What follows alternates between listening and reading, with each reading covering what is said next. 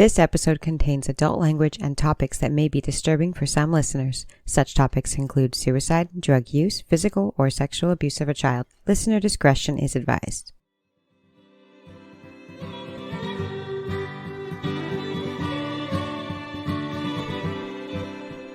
Hi, I'm Grant. And I'm Erica. And this is From Crime to Crime.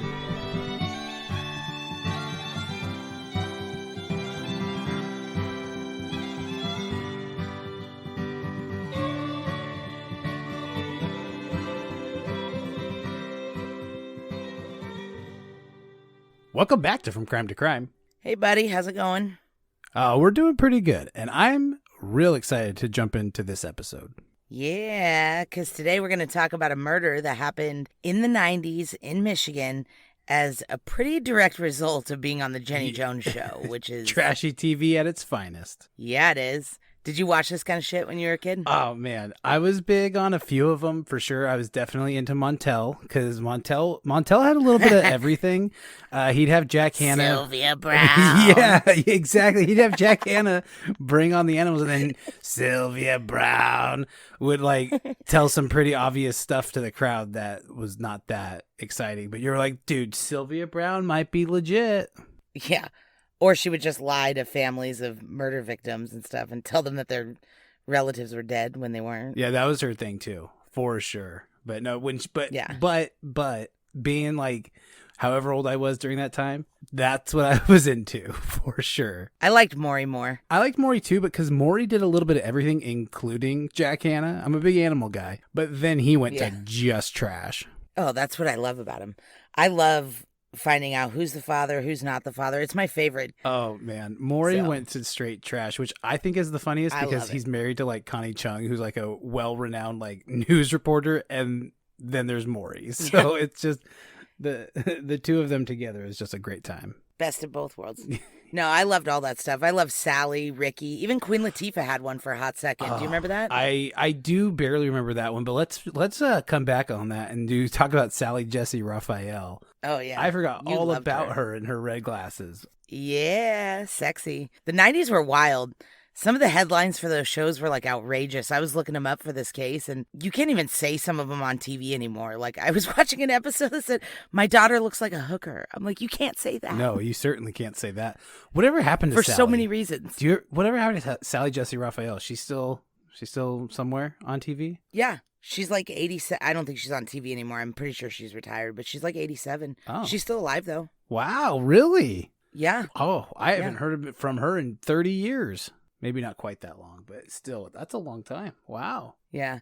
Kids nowadays have no idea. They have all these lighthearted, feel-good talk shows with people that are so lovable and sweet, like Kelly Clarkson and Drew Barrymore. I'm like, no, we had these crazy talk shows where they were like, your sister's cheating on your mom with your brother, and your cousin filmed it, Yep, there is a lot of that they going. got no idea. Your favorite one now, though, is probably Steve Wilkos, isn't it? Oh, dude, nobody beats Steve Wilkos. Oh, my God. That's another just trashy show. He's the best, though, because he's super funny, and he doesn't mean to be funny. I don't know. I love it. I've never seen Steve Wilkos, the show, but we did see him at CrimeCon, and I think if you had been into Steve Wilkos like you are now, you would have made me wait in that 2-hour line to see him. Well, that's because I didn't even know Steve Wilkos had a trashy talk show. Apparently he got his, after I was, at the age where I was staying home from school sick to watch Montel. And I just didn't, I missed it, I guess. And so when I was doing research for this episode for the last couple months, I came across it and I was like, oh, now I'm hooked. That's all I watch on YouTube. Oh, my gosh. I know. So, anyway, it's not really clear how people end up being talk show hosts. I don't know what the requirements are for it. There's no bachelors in trashy daytime TV hosting. No, I think it just kind of depends on how you are Who on you TV. know. Well, there's a lot of comedians that do it. Oprah was a weather girl before she'd had her show. So you get on TV, and I think you kind of evolve there. Jenny Jones was a musician who played in a band, and then she sang backup for Wayne Newton. Oh, great. Yeah. And then apparently she was a pretty successful comedian, but I don't remember her being funny at all. I don't remember that either. Yeah, I mean, she's no Steve Wilkos, that's for sure. Is he a comedian? I mean, he's funny. I don't know if he means to be, but he's hilarious most of the time. So anyway, she landed this hosting gig anyway. So in this episode that we're going to be talking about the murder of Scott Amedure and how being on the Jenny Jones show got him murdered. Well, let's get into this then, because this one it's got a lot of twists and turns, I think. I mean, and I think there's a lot of differing opinions on this. And I think you and I are probably going to have differing opinions. Yeah, I feel like we are too after our small conversation earlier. Yeah, exactly. So Scott was a 32-year-old gay man living in Lake Orion, Michigan. And normally we wouldn't lead a description of someone with their sexual preferences, but in this case it becomes pretty relevant. Scott had served a couple of years in the Army after he had dropped out of high school. And in the Army, he got his GED because he had dropped out of high school, obviously. And he specialized in telecommunications. So when he got out of the Army, he worked in telecommunications for years. But sometime in the early 90s, he switched careers to be a bartender because he liked the social aspect of bartending more than his regular job. I can kind of see that, I mean, regular job, like some people just aren't fit for the regular 9 to 5 kind of thing. And bartenders make some pretty good money. So I can see how that like nightlife and the more money and stuff probably was a big grab for him for sure. Yeah, and people described him as like fun and caring and loving and generous. So it sounds like he would have been a good bartender. Like he was social. Yeah. His friends describe him as one of those people that like would just do anything for a friend and, was very caring. And one of those friends that would have described him that way was a lady named Donna.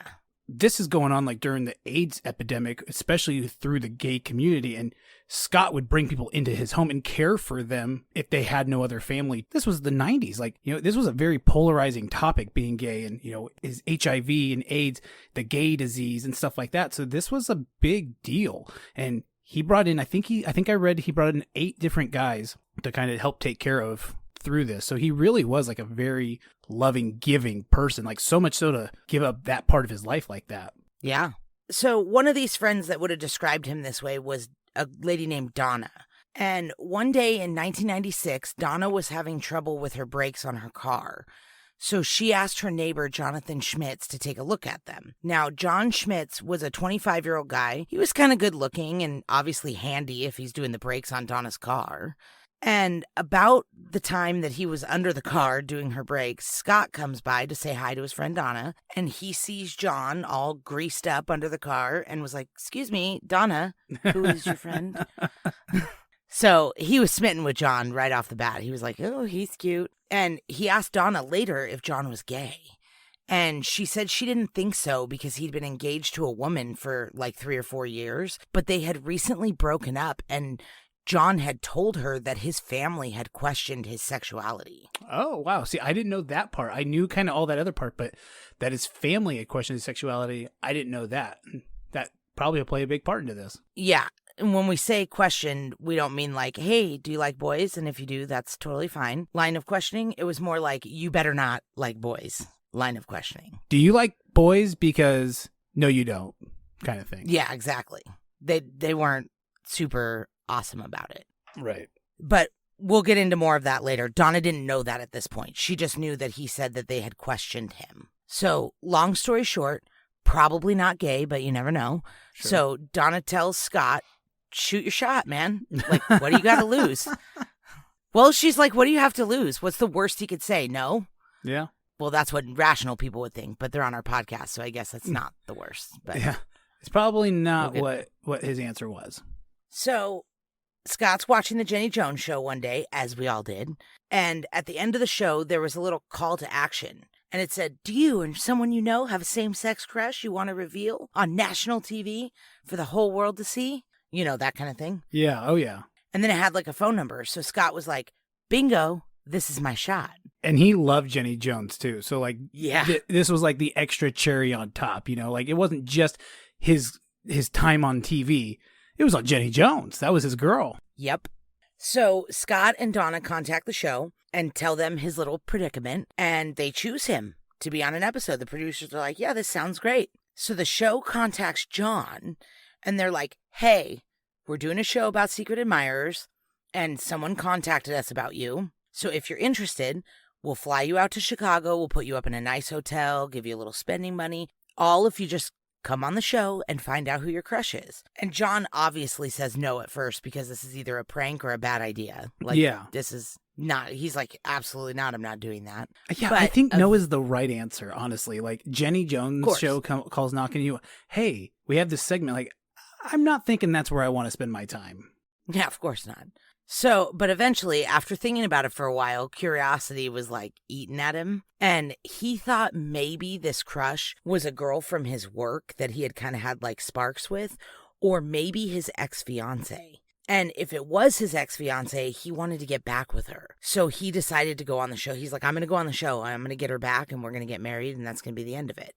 Did you get any confirmation that he was going to propose to her on the show? Because I had heard that, but I didn't know for sure if that was legit or not. I don't know if he was planning on proposing to her on the show, but from what I've heard, it was that if it was her, he was open to that. Like, he wanted to get back together with her and actually marry her. Yeah. But it's like, John, that's obviously not why they're calling. Like, it's Jenny Jones. You think if it was like your normal relationship with your ex-fiance and she just wanted to get back together, like, that doesn't make good TV, John. It's not your ex-girlfriend. It doesn't make good TV, but also I could totally understand why he would want it to be her and think that it would be and revisit this. I mean, the only thing is you'd think if it was her and he said no, she might come around later on and be like, hey, that was me. Wanted to make it kind of cute and you ruined it. You know? Yeah. Yeah. I don't know. But the producers of the Jenny Jones show say that they informed John that it could be a man or a woman with the crush. And the producers say that he was not real receptive of it being a man, but like in a normal way. Like, no, I don't want to go on here. If it's a guy, that's stupid. Like, I don't want to do that, you know? So they kind of like implied like, hey, we just kind of have to say that. So they say they told him it could be a man or a woman. And he says that they pretty much implied that it was a woman, which I'm certain they did because that makes the show that much more shocking. Absolutely. Like, I'm sure that they did. I'm sure they absolutely lied to him, said whatever they had to say to get this kind of show going. Yeah, that's not even lying though. They told him it could be a man or a woman. Well, just because they implied it was a woman, that's not lying. That's good TV. That's why talk shows were so great. That's why they're terrible now, because we have rules and ethics. But he told him, like, hey, if this is a dude, like, I don't want to do it. I get it. It is great TV. It is. But, like, they should have gone with, like, if he's straight up, like, if he's like, okay, cool, it could be a guy or a girl, whatever, like, I'm down for this. But he still told them, I don't want to do this if it's a guy, you know? And so. Yeah, of course. But I'm sure everybody says that. So, well, probably, like, yeah. Then they would never have a show. Okay. Yeah. But what no one knew, and there was really no way of knowing, was that John had some serious mental health issues. He was manic depressive and he had a history of suicide attempts, and he also had Graves' disease, which is like an autoimmune disorder that affects your thyroid but can have neurological effects, which there was literally no way for anybody to know that. The show doesn't know him. Of course. You know, fucking Scott doesn't even know him. So, John's not in the most stable place mentally, but he goes on the show anyways. He buys a $300 outfit, he gets his hair cut, he's like super excited about it being his ex-fiance. The filming starts with Scott and Donna on stage talking about how Scott met John and how he thinks he's cute and all this stuff. And Jenny asks the juicy questions like, what are your fantasies about John and blah, blah, blah. And Scott's all embarrassed, but he gives her a few like exaggerated scenarios of what he would like to do to John. They're pretty steamy, I must say. Those are pretty, like, he says he wants to like tie him up to a hammock that he has in his backyard and stuff. Like, it was, yeah, like, it's daytime TV. Like, drink champagne and like eat grapes whipped with him, whipped cream. Yeah. So yeah, they're weird. Yeah. So they're not that weird. It's just most people don't talk about that shit on TV. Yeah. It does seem kind of forced too. Yeah, it does. It seems like he's uncomfortable talking about it. But obviously he told them about it in the pre-production interviews because they knew about it. So absolutely. It's like, you know, he was just nervous to say it on TV. Yeah, he's playing it up. Yeah. So meanwhile, John's backstage with the classic headphones on, so he doesn't know anything. You know, he's just dee-dee-dee. And then Jenny's like, okay, let's bring out John. And the crowd goes crazy. And he sees them when he walks out, and he gives Donna a hug and a kiss on the cheek, and then he shakes Scott's hand, and he gives him like an awkward like half hug, like Scott goes in for a hug, and it seems like John was like, oh, I thought we were just shaking hands, you know. Yeah. And Scott kind of like they pulled his hand in to give him a hug. Like, it was very herky jerky and pretty awkward. Yeah, and it seems like they don't really know each other, you know, right. Which they probably don't. So Anyways, Jenny says, do you think it's Donna that has the crush on you? And he's like, nah, we're pretty good friends. And then Jenny just like cuts him off and she's like, you're right, it's Scott. And then like the camera pans to Scott and he's like, hoo. And John seems surprised, like genuinely surprised, but he laughs and he claps his hands and he turns to them and he's like, you lied to me. And a lot of people think that he's saying like, you lied to me, like he's angry, but it was more, I took it more like, oh, you guys lied to me. Like maybe he saw them leaving to go out of town and was like, where are you going? And they said, oh, we're going to Detroit for the weekend or something. You know what I mean? Yeah, it was definitely more of a playful you lied to me rather than like an accusatory you lied to me. Yeah, totally. He's laughing and smiling and clapping. And yeah, he looks a little embarrassed and of course, red cheeks and blushing, but he's smiling and clapping and he takes it pretty well. Like even Jenny's like, so what's your relationship status? Like, are you single? What's the deal? He's like, oh, I'm very much single, but I'm very much heterosexual too. So, and what was weird was the entire crowd started cheering. I don't know if you noticed that. I know. But he's like, I'm heterosexual, and the freaking crowd goes nuts.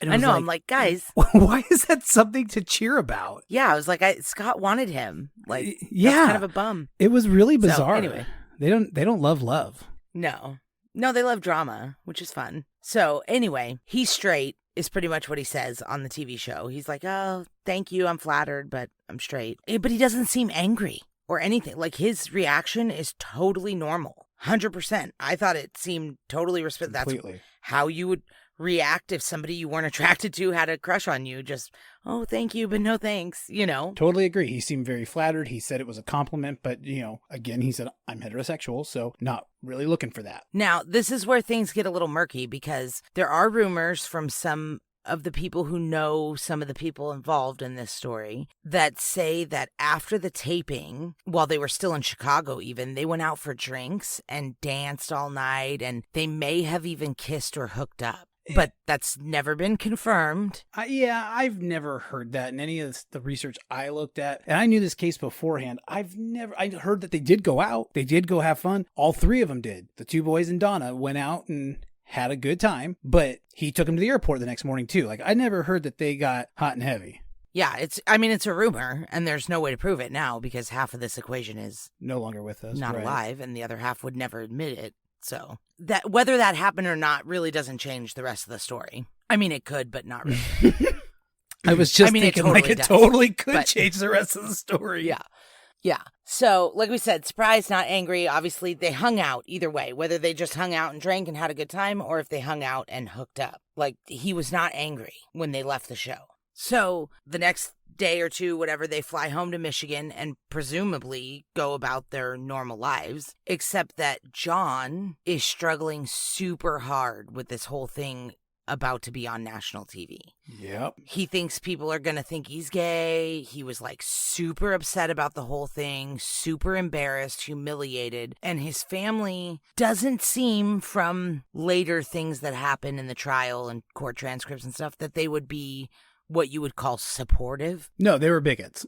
I mean, that's what they were. Yeah. They were homophobic bigots. Yeah. They were concerned that he was going to be suicidal again, though, because obviously this was affecting him pretty hard. But I don't think they were doing anything to, like, help him not affect him, not be like, hey, it's okay just because somebody has a crush on you doesn't mean you're gay. Right. And even if you are gay, it's fine, but they would never say that. Exactly.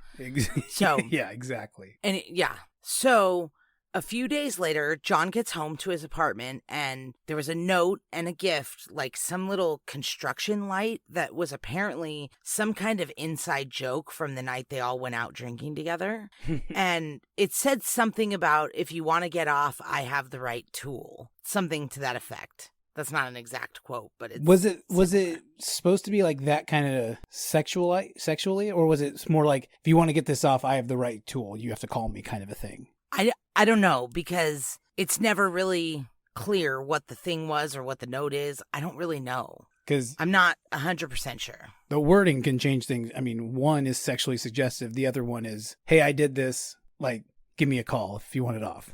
Right. Well, either way, John didn't take this as like a flattering gift or like a way that Scott was trying to be like, hey, if they just say they hooked up that night, maybe he was like, oh shit, I probably shouldn't have taken that guy on national TV if he didn't want to be outed.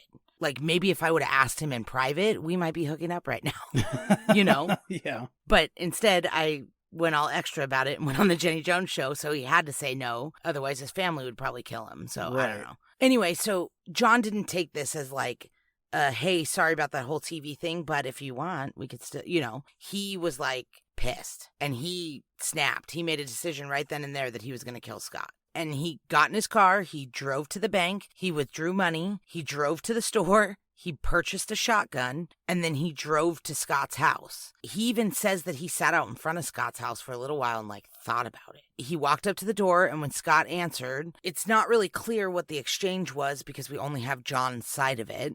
But something to the effect of like, did you write this note? And he's like, yeah, and kind of like smiled and was like, of course, it's me. You know, and so John went back to his car, grabbed the shotgun, and walked up to the door. And when Scott saw the gun, he threw a chair at John, like, hey, what the hell are you doing with the gun? Get away from me. Yep. And John shot him twice in the chest with a shotgun at close range. Oh, man, that's tough. You know, like, this is why, like, it's a good idea to have those cooling off periods when you buy a gun. Yeah, but there wasn't. So John gets back in his car and he drives to a nearby gas station where he calls 911 and he confesses to killing Scott on the phone with the 911 operator. And she's like, why'd you shoot him? And he's like, well, because he's gay. And he took me on national TV and told everybody. And it's like, well, why does him telling everybody he's gay matter to you at all? But I think in the 90s, I think it does matter. I think in the 90s, it's almost a justification. Like, oh, yeah, okay. Well, we'll get into that at the trial, which is bullshit. But okay. Yeah, it's bullshit. That's literally his defense, though, which is terrible. It is a terrible defense, but that was the 90s, and this is how they felt about it. But you are absolutely right. It was a terrible defense. Yeah, stupid. So John's arrested, obviously, right away and charged. But it took a bit to go to trial because his mental health was in big time question because he was unstable. His lawyers argued that he was mentally unstable because of his manic depression, the neurological side effects from the Graves' disease, but also that he had been up drinking and smoking pot for a day or two before this happened. But that's not really a defense because being drunk or high is not a legal defense because you chose to get drunk or high. It's not something that happened to you that you couldn't control. You did that. So whatever you do while you're on that is you're responsible for it. Did you ever pick up a joint and think, I'm going to make some bad decisions now? No. Yeah. Yes. Yes. Like what? Yes. But not murdering people or being like eating a whole bag of Cheetos and watching Lifetime for a whole day. Like, not murdering anybody, no. Oh, that's good. That's funny. Yeah. Oh, that's a good one.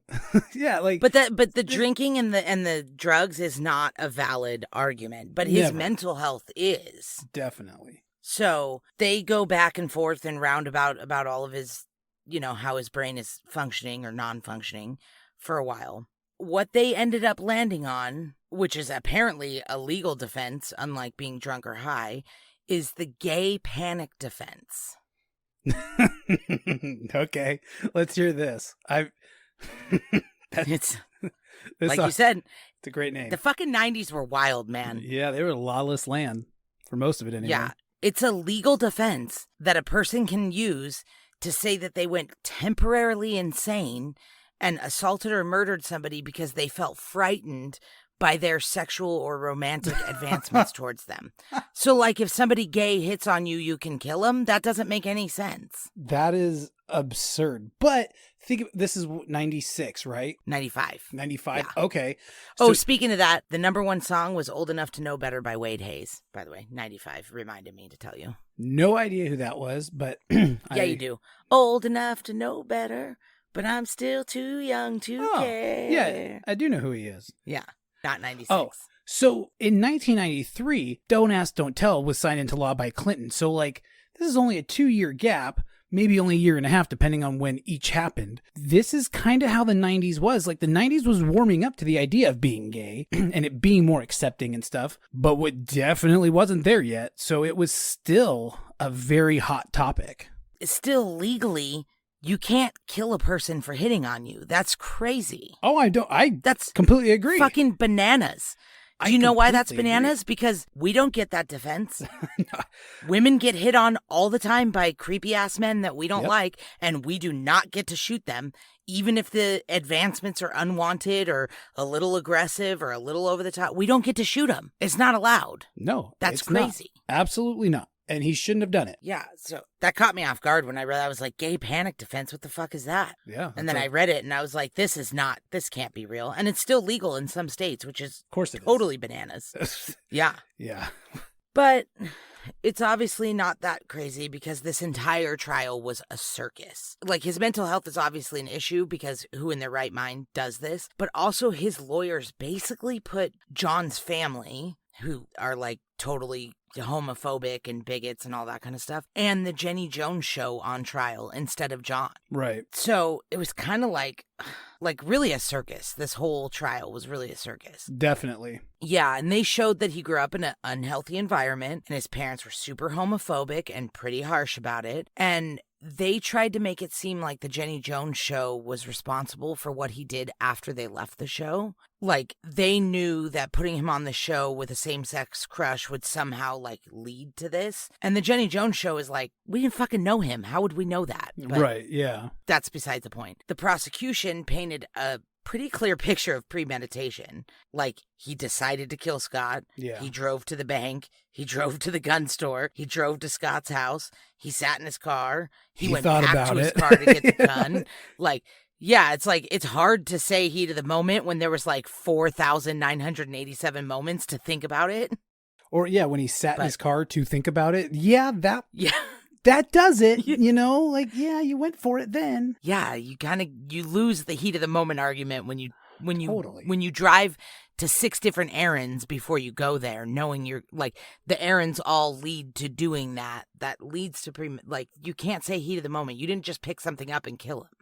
Yeah, exactly. Like, this was days after. It was thought out. It was planned. Totally. Yeah. Totally. So after the buffoonery that was this trial, like, John even reads a poem out loud that he wrote. The whole thing was ridiculous. But John is found guilty and he's sentenced to 50 years. But a few years later on appeal, he was retried and found guilty of second-degree murder. I know.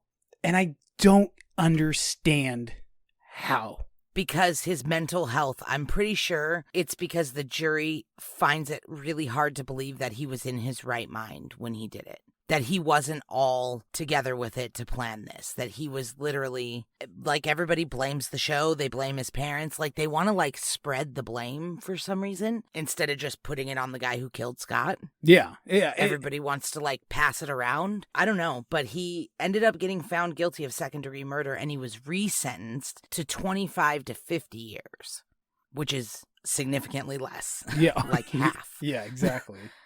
So then in 99, he was retried again on appeal, but he was found guilty again, but he was resentenced to the same 25 to 50 years. So Scott's family was super devastated after the trials and after this way too light of a sentence for his killer. And they went after the Jenny Jones show hard in a civil case, and they actually won the first civil case for $25 million. But it was appealed later and overturned because the courts decided that the Jenny Jones show producers could never have guessed, based on his reactions, that he was going to leave and do that. Yeah. Like, there was no way for them to know. They're not mental health professionals. They don't know him. Right. You know? So the courts decided that the show's not responsible, you know? And this bothers a lot of people because a lot of people feel like they were pretty negligent about this. I feel like they have a part to play for sure. Yeah, a lot of people feel like if he was never on that show, or if they were never on that show, that Scott would still be alive, which is probably true. That is kind of how I feel about that. Yeah, I mean, they lied to him to get him on the show. Yeah, I get that, but I still am not sure that the producers or Jenny herself had any way of knowing that he was that mentally unstable. Like, they did that with hundreds of other guests for years. I mean, all these talk shows were on for 10, 20. I mean, Maury's still on. And This is the only guy that left and murdered somebody else. I completely agree. I mean? No, I completely agree with that. And I think he is definitely responsible for his own actions. But Yeah. He also asked, hey, I don't want to be on the show. Maybe he asked that because he knew that would be a trigger for him if it was a guy and he'd kind of go into a manic episode. We don't know. Right, but they didn't tell him that it wasn't a guy. They told him it could be a guy or a girl, and then they kind of just did the winky thing. But yeah, he says that now because that's his defense. Well, I mean, I think that's probably accurate, given with his background and how he grew up. And I get it. It wouldn't have made for good TV, 100%. But he said, I don't want to do this. And they still said, well, you never know. And he went for it. Yeah, so he chose to do it. He did. Like, I don't see how that could possibly be their fault. If someone says, hey, like, yeah, I'm down to do this, but I don't want to be a part of this, you have to kind of give in and say, okay. I understand what you're saying, because you're saying it like he said, I am not going to go on this show if it's a man. And that's not how the Jenny Jones show said that they never even had that conversation. They say that they told him it could be a man or a woman, and that's it. He's the only one saying that he told them that if it was a man, he really didn't want to do it. But if he ever said, like, hey, if this is a guy, like, I really don't want to do this, like, even in a very calm, like, hey, guys, like, this is a guy, like, I really don't want any part of this. Well, it could be a guy or a girl, like, that's their job, though. It is their job to sell it to him and make him show up. Yeah. I get that. That's all I'm saying. That's all I'm saying is that it's like, I feel like he is 100% responsible for murdering Scott. Me too. But for some reason, because he can't be held 100% responsible because of his mental health, everybody feels like they have to blame somebody else for the rest of it. I still think it is mostly on him, or is on him for sure. He made that decision. He did that. That's his action. Yes. But yeah, I also think that if he did say, hey, I don't want to be a part of this, like if it's a guy, and they said, okay, and they laid off and left him alone, this dude's probably still alive. Yeah, I think Scott would be alive if they weren't on the show, but I still don't think that's Jenny Jones's fault. They wrote into the show and asked to be, she didn't go seek them out and was like, hey, come on the show and let me ruin your lives. And hopefully one of you murders the other one. Like, they called her. Yeah.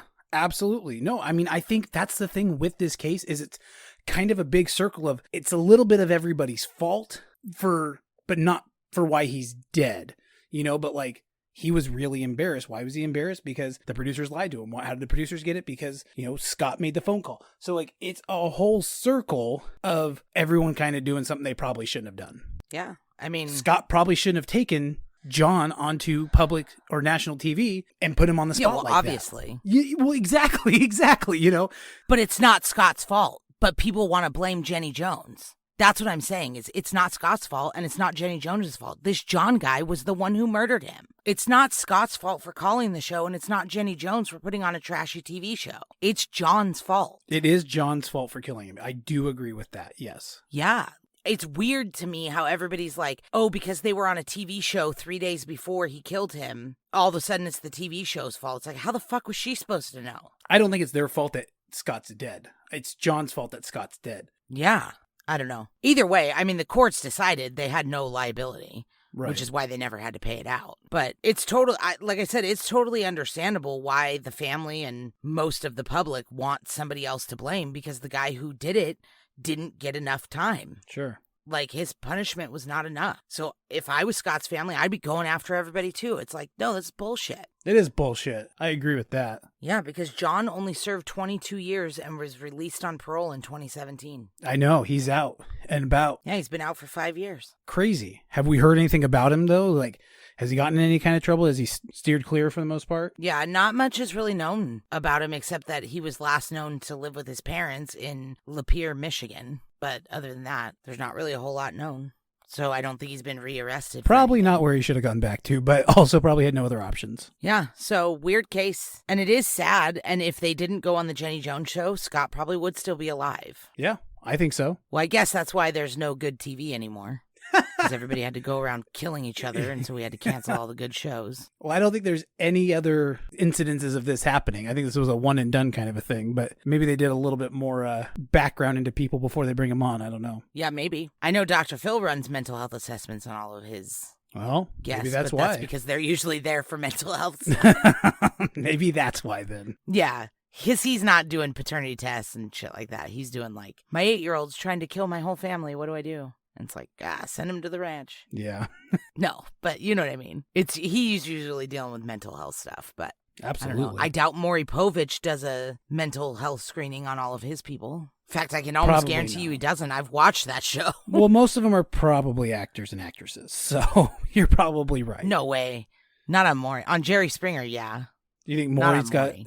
You think Maury's all legit? Totally. I think it's exaggerated as hell, but I think they're real people. Could be. You know what the one thing that always trips me out about daytime talk shows and like all the paternity results and stuff like that is how bad at math men and women are. Because they don't realize like how many months have passed or something. Like Maury will be like, how many men could be? And she'll be like, it could only be these three. There's only, and then he's like, not the father, not the father, not the father. It's like, and she's like, oh, well, maybe it's these three. And it's like, okay, why didn't you say 6 from the beginning then? Well, 3 already doesn't look wonderful, so. Yeah, I know, but then she's like, well, I didn't know it could have been September too. It's like, do you not know how babies work? You've had 7 of them. The American education system is absolutely terrible. So no, I'm guessing they don't know how the numbers and stuff work. Oh, I know. Just like some of the men, they come on and they're like, well, that can't be my baby. And Maury's like, why not? Did you sleep with this woman? He's like, yeah, but not in like a year. And the baby's like 4 months old. And it's like, okay. Well, So that makes sense. great. Thank you for that. Okay. Yeah. Or they'll be like, that's not my baby. That can't be my baby. My babies aren't girls. I only have boys. It's like, seems solid, your logic there, buddy. Like, what are you talking about? It's a good thing we got jobs and we don't have to sit home and watch this shit all day. Oh, I love it. I have no doubt about I that. love it. I saw one episode where the guy's like, that can't be my baby. That baby cries too much. And Maury's like, what are you talking? Like, cries like a baby? Like a baby Cries. or what? Yeah. And he's like, yeah, I don't have crybaby babies. It was like, All right. Good point. what? We didn't think about that. Shit. I was like, what? Why did you guys bring this guy on? He doesn't have crybaby babies. Yeah. We need a different one. Or the one guy that was like, that can't be my baby. That baby's got 6 fingers on one hand. God. That's not genetic. That's a birth defect. It's not genetic. So, anyway. All right. Well, this case sucked, but I do like trashy 90s TV. And so it makes me want to go watch YouTube for a while. Put on your red glasses, Sally Jesse Raphael. It's time to find out if you're the father. I'm watching Steve Wilkos. Come on. Oh, yeah. Sorry about that. I forgot. All right. Well, we should wrap this up. Go to our Instagram or our TikTok at From Crime to Crime. Our Twitter at From Crime to the number crime. Or Erica's personal Twitter. What is it? Crime_from? Oh, I forgot about it. No. I haven't been back on. Well, just go to our Twitter. Dang, I got to go on and see if I got followers. I'm sure you have. I'm sure I haven't. That's probably true. I wonder if the governor from Colorado followed you. I don't know, but it's time for me to send him some more twits. All right, you twit. Get out of here. All right. Love you. Love you too. Bye. Bye.